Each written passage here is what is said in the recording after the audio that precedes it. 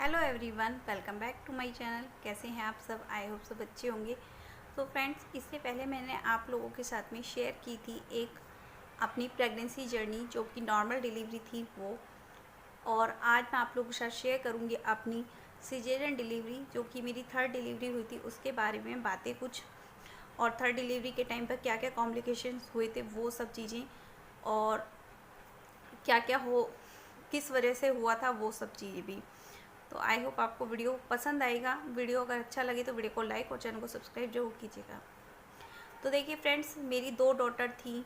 मैंने ऑलरेडी बताया हुआ है आपको कि 2 बेटियां थी मेरी ऑलरेडी, और उसके बाद मैंने तीसरा चांस लिया था अपने बेटे के लिए, जिससे पहले मुझे काफ़ी सारी दिक्कतें आई थी। मिसकैरेज हो गया था मेरा, और जिसकी वजह से मुझे कंसीव करने में काफ़ी प्रॉब्लम्स आई थी। मैंने डॉक्टर के ट्रीटमेंट काफ़ी कराया था, काफ़ी इलाज कराया था, लेकिन उन सब से मुझे कोई भी बेनिफिट नहीं हुआ था। जब भी मैंने डॉक्टर से ट्रीटमेंट कराया, एक तो मैं थायराइड पेशेंट थी, और थायराइड जब पेशेंट होता है तो उसके साथ भी कंसीव करने में बहुत सारी दिक्कतें आती हैं। तो जब मैंने एक बार ट्रीटमेंट कराया था तो मेरा 2 महीने पे ही मिसकैरेज हो गया था। एक बार मैंने ट्रीटमेंट कराया था, और डेली के मेरे हाथ में यहाँ पर इंजेक्शन्स लगते थे। डेली इंजेक्शन लगते थे, डेली हर तीसरे दिन इंजेक्शन लगता था यहाँ पर, हाथ के यहाँ पर बीच में नस पे। और ये वाला हाथ मेरा ना बिल्कुल नीला हुआ रहता था, बिल्कुल नीला। इतने ही ज़्यादा इंजेक्शन मेरे डेली के लगते थे जिसकी वजह से मेरा हाथ बिल्कुल नीला हो चुका था। और 2.5 महीने के बाद डॉक्टर बोलती कि आपके बेबी की धड़कन ही नहीं आ रही है। तो वो भी मेरा मिसकैरेज हो गया था, जिसकी वजह से मैं बिल्कुल टूट चुकी थी, बिल्कुल हिम्मत हार चुकी थी। और उसके बाद जब मुझे मेरा बेटा होने वाला था, उस टाइम पे मैंने जब कंसीव किया था, मैं बहुत ज़्यादा खुश थी। और देखिए, प्रेगनेंसी के टाइम पर आपको क्या क्या आजमाना होता है, क्या क्या चीज़ें करनी होती हैं। अगर आप एक थायराइड पेशेंट हैं तो थायराइड पेशेंट के साथ में बहुत सारी दिक्कतें होती हैं जिससे कि कंसीव करने में प्रॉब्लम्स आती हैं। तो मेरे साथ भी था कि मैं थायराइड पेशेंट थी। तो डॉक्टर ने क्या किया था, जब मैं ट्रीटमेंट स्टार्ट किया था तो थायराइड पेशेंट की जो डोज डेली की चल रही होती है, सबसे पहले तो वो थायराइड का टेस्ट कराती है। उसमें आपकी जो भी रिपोर्ट आती है उसके अकॉर्डिंग आपकी मेडिसिन सेलेक्ट होती है। तो जैसे मान लीजिए मेरा थायराइड नॉर्मल है, और नॉर्मल में आप 50 ml खाते हो नॉर्मल थायराइड में, तो आपकी डोज, अगर आप प्रेगनेंसी चाहते हो या प्रेग्नेंट हो, तो आपकी डोज 50 की जगह 100 mg कर दी जाती है। तो ये थी मेरी प्रेगनेंसी की डोज। उसके बाद जिस टाइम पर आप कंसीव करने चाहते हो अपना बेबी, उस टाइम पे आपका थायराइड नॉर्मल होना ही ज़रूरी है। अगर आपका थायराइड नॉर्मल नहीं होगा तो आप कंसीव बिल्कुल भी नहीं कर सकते, या फिर करना भी नहीं चाहिए, क्योंकि जो भी आपकी बीमारी है उसके लक्षण आपके बच्चे के अंदर आने के चांसेस ज़्यादा होते हैं। नेक्स्ट है मेरी प्रेगनेंसी एकदम से स्मूथ प्रेगनेंसी चल रही थी, अच्छी थी, और मैं हमेशा खुश रहने की कोशिश करती थी। प्रेगनेंसी के टाइम पर आप हमेशा खुश रहना ज़रूरी होता है। मुझे वॉमिटिंग वगैरह की कोई भी प्रॉब्लम्स नहीं थी।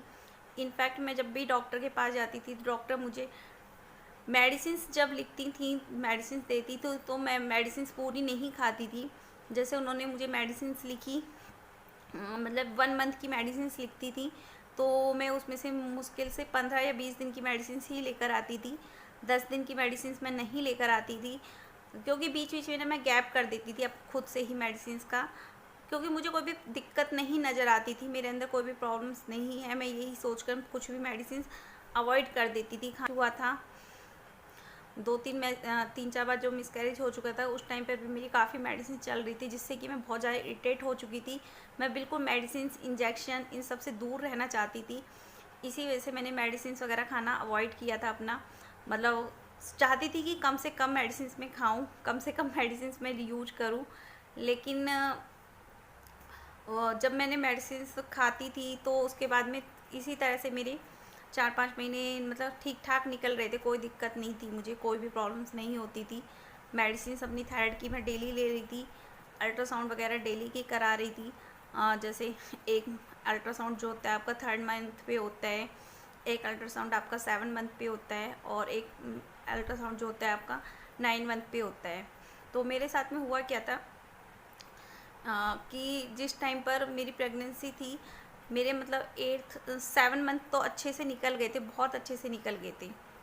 लेकिन जब मेरा 8th मंथ चल रहा था, नॉर्मल जो प्रेगनेंसी आपकी होती है वो 9 मंथ कंप्लीट होने पर होती है, डिलीवरी जो होती है।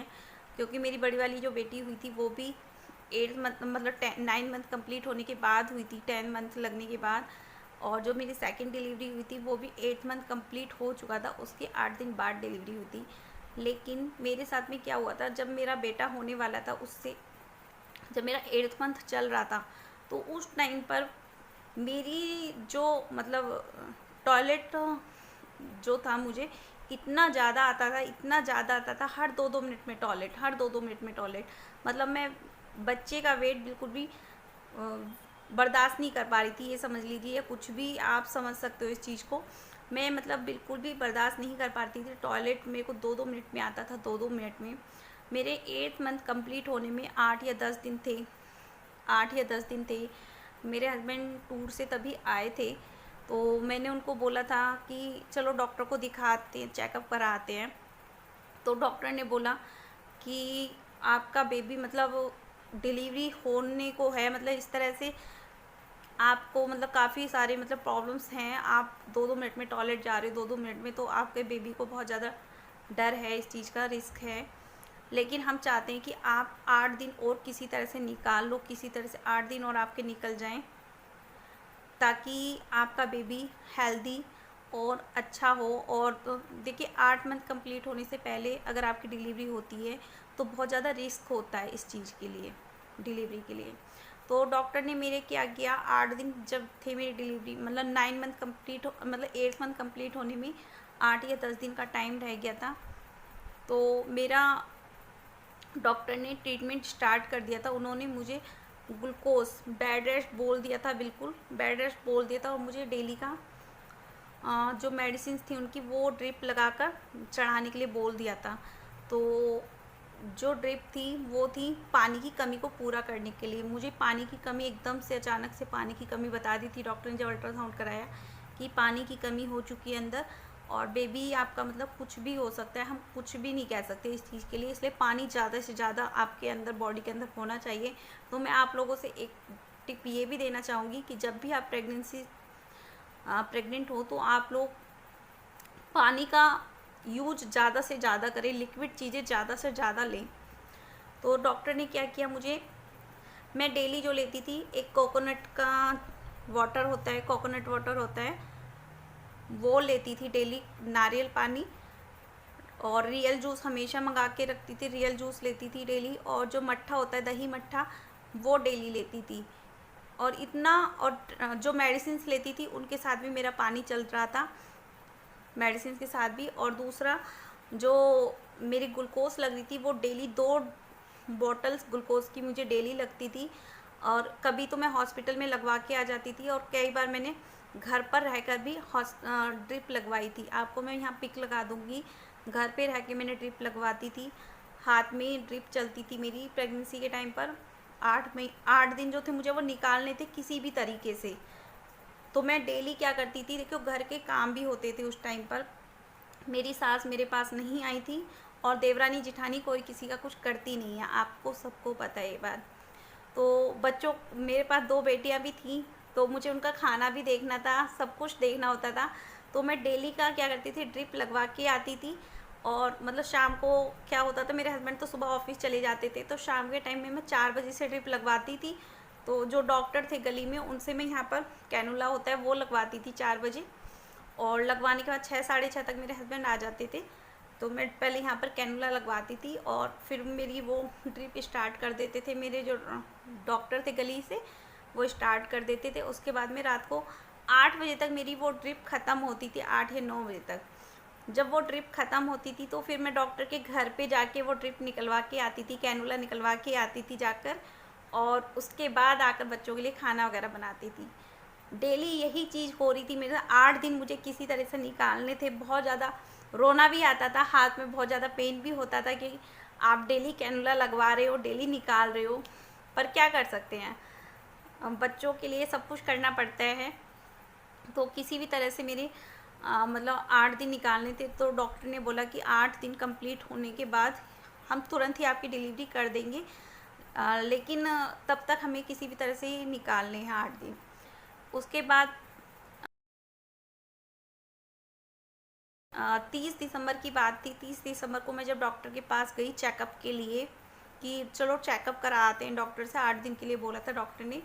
और मेरा वॉशरूम मतलब मुझे इतना ज़्यादा आता था, इतना ज़्यादा था, जितनी लिक्विड चीज़ें मैं ज़्यादा से ज़्यादा लेती थी उतना ही ज़्यादा मुझे टॉयलेट आता था, हर 2-2 मिनट में टॉयलेट आता था। तो जब मैं अपने डॉक्टर के पास गई तो डॉक्टर ने मुझे बोला, मेरी रिपोर्ट वगैरह कराई उन्होंने, अल्ट्रासाउंड वगैरह। उन्होंने बोला कि अब हम कोई रिस्क नहीं ले सकते, अब हमें डिलीवरी फ़ौरन करनी पड़ेगी। और आप देखिए उस दिन मैं कोई तैयारी के साथ नहीं गई थी, मैं सिर्फ चेकअप के लिए गई थी, ओनली चेकअप के लिए गई थी। और डॉक्टर ने एकदम से बोल दिया कि नहीं, अब हम आपको घर नहीं जाने दे सकते, डिलीवरी होके रहेगी। और मैंने बैग तो पैक करके रखा था लेकिन मैं लेकर नहीं आई थी साथ में, क्योंकि मुझे कोई आइडिया नहीं था। मेरे हस्बैंड और मैं ही थी केवल, बच्चे भी घर पर थे। बच्चों को खाना खिलाने के बाद मैं डॉक्टर के पास गई थी अपने ट्रीटमेंट के लिए। तो डॉक्टर ने मेरी ना फाइल रख ली। हमें ये था कि 30 दिसंबर है, एक दिन और किसी तरह से निकल जाए तो हम 31 में एडमिट हो जाएंगे और मतलब नए साल में ही हमारा बेबी आएगा। पर ऐसा होता नहीं है, जो आप सोचते हो वो चीज़ें नहीं होती हैं। तो डॉक्टर ने हमारी फ़ाइल देने से मना कर दिया कि आपको घर जाना है, आप जाइए, मैं फ़ाइल नहीं दे सकती। कल को अगर आपको कुछ भी होगा तो मैं ही पकड़ी जाऊंगी कि आपने रिस्क लिया ही क्यों। तो डॉक्टर ने मुझे वहीं पर एडमिट कर लिया हॉस्पिटल में। और देखिए उस टाइम पर क्या था, डॉक्टर के 2 हॉस्पिटल थे, जो डॉक्टर थी मेरी उनके 2 हॉस्पिटल थे।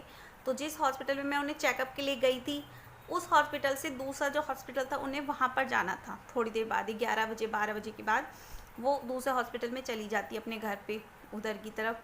तो मेरे को डॉक्टर ने वहीं पे एडमिट करके मेरा ट्रीटमेंट स्टार्ट कर दिया मुझे। और उसके बाद मेरे हस्बैंड मेरे पास ही थे, विंट अकेले थे। तो मेरे हस्बैंड ने हमने क्या किया, हमने कहा डॉक्टर से कि मैम हम घर हो आते हैं, हम घर आते हैं। हमने काफ़ी रिक्वेस्ट की पर मैम ने मना कर दिया, डॉक्टर ने हमारी। और उसके बाद हमने कहा कि मैम अब मतलब ड्रिप उनकी वहीं पर शुरू कर दी थी उन्होंने मेरा ट्रीटमेंट। उसके बाद उन्होंने मुझे अपने साथ गाड़ी में वो दूसरे हॉस्पिटल लेकर गई मैम, क्योंकि मेरे हस्बैंड के पास बाइक थी और मेरे हाथ में ड्रिप लगी हुई थी, मैं प्रेग्नेंट थी, तो मैं इस तरह से नहीं जा सकती थी। तो उन्होंने मेरे हाथ में ड्रिप लगाकर मुझे दूसरे हॉस्पिटल में खुद लेकर गई। मेरी जो डॉक्टर थी 12 बजे के बाद जब वो दूसरा हॉस्पिटल गई, वहाँ जाकर उन्होंने मेरा फिर से मतलब पूरी रात ड्रिप लगी थी। मैं पिक लगा दूँगी यहाँ पर।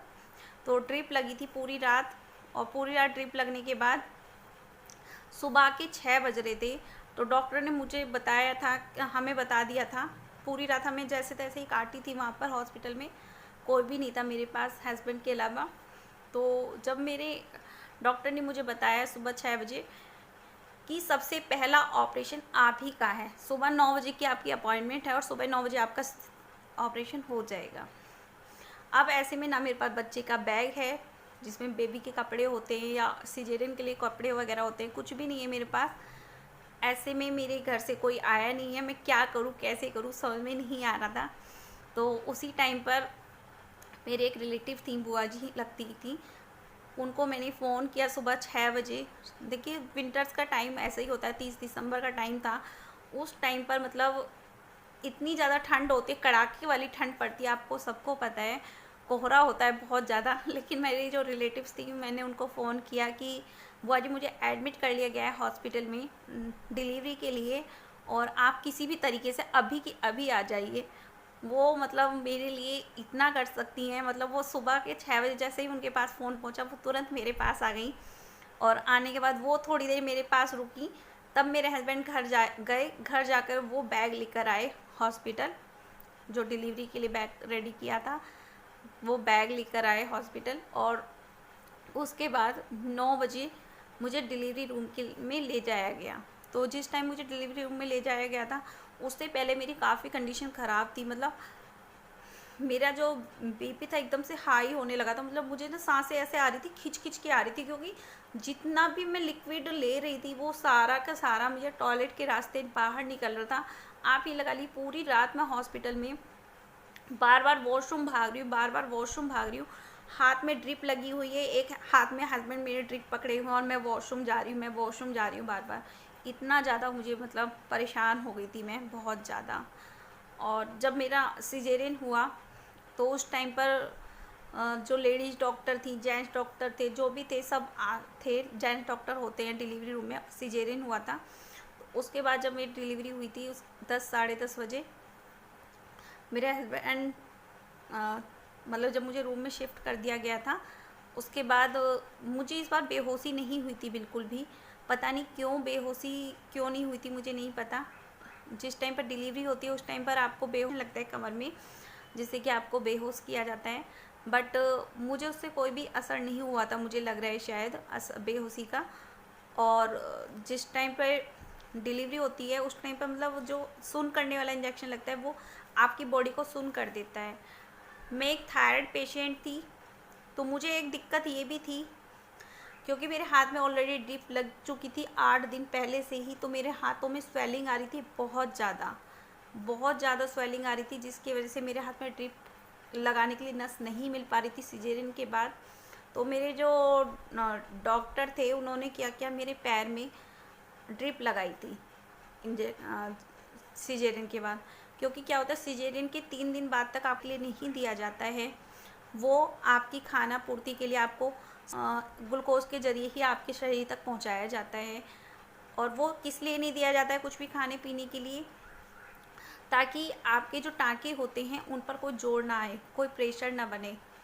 क्योंकि जब भी आप कुछ खाओगे या पियोगे उससे आपको टॉयलेट भी आएगा और आपको पोटी भी आएगी, जो भी मतलब आपको टाँकों के लिए बहुत ज़्यादा हार्मफुल हो सकता है। इसीलिए वो आपको कुछ भी खाने पीने के लिए नहीं देते हैं, और उसको आपको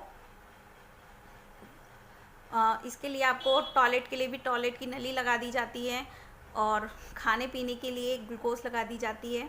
तो मेरे हाथ की नसें इतनी ज़्यादा स्वेलिंग हो चुकी थी, तो हाथों में ड्रिप नहीं लगी थी, पैर में मेरे ड्रिप लगाई गई थी। और उसके बाद जब मेरी डिलीवरी हुई थी उस टाइम पर सिर्फ मेरी बुआ जी थी, मतलब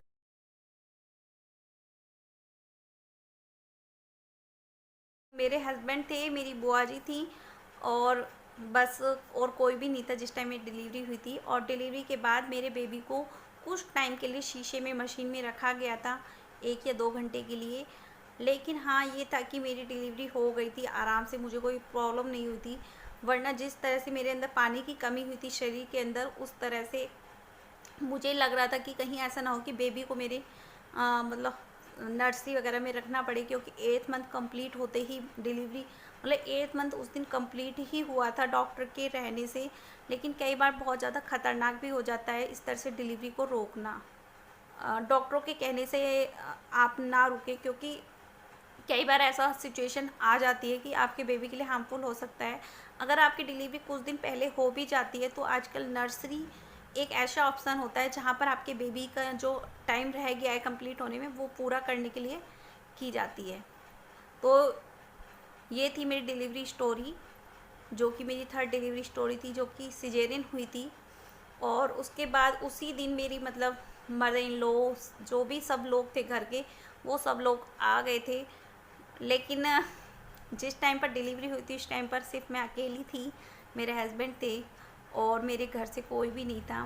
तो जिस टाइम डिलीवरी होती है उस टाइम पे अगर आपके हस्बैंड आपके साथ में होते हैं तो आपको बहुत सपोर्ट मिल जाता है, बहुत ज़्यादा आपको अच्छे से स्ट्रॉन्गनेस फील होती है।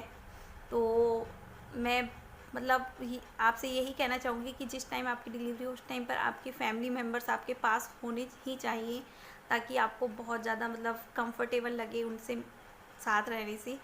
और डिलीवरी के बाद क्या क्या हुआ, डिलीवरी के बाद मेरे साथ काफ़ी चीज़ें हुई थी। 1 या 2 दिन बाद तो छुट्टी मिल ही गई थी मुझे, 2-3 दिन में छुट्टी मिल जाती है डिलीवरी सीजरियन से। जब डिलीवरी होती है तो 3 दिन बाद छुट्टी मिल जाती है। लेकिन डिलीवरी के बाद कैसे कैसे मैंने अपने आप को रिकवर किया, कैसे कैसे मैंने मतलब क्या क्या चीज़ें अपनाई, वो सब चीज़ें आप लोगों के साथ शेयर करूँगी मैं जल्द ही नेक्स्ट वीडियो में। तब तक के लिए bye bye, take care. Video अगर पसंद आई हो तो वीडियो को लाइक और चैनल को सब्सक्राइब जरूर कर लीजिएगा विद बेल बटन, जिससे मेरी आने वाली हर वीडियो को नोटिफिकेशन। तो चलिए मिलते हैं नेक्स्ट वीडियो में, तब तक के लिए बाय बाय।